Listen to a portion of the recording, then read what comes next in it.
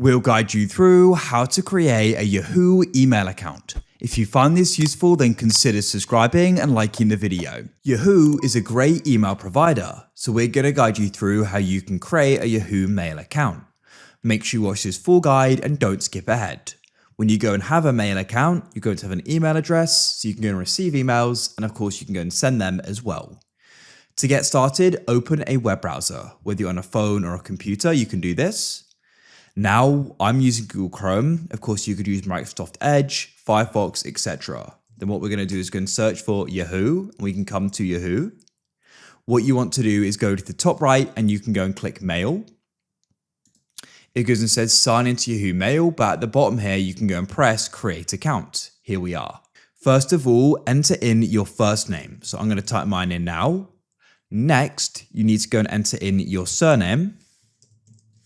Now we need to go and choose a Yahoo email address. So you can go and see you choose the username part and then you've got yahoo.com. So you can click here and choose what email you want. It's important to note not all of them are going to be available. For example, Rob Tucker is already taken. I may want Rob Tucker GuideRealm, and we can go and see that is. So we can go and have it at yahoo.com or switch it to at myyahoo.com. Then you can scroll down and you need to go and set your password here. So let me go and type mine in. Then what you can do is you need to go and enter in your birthday.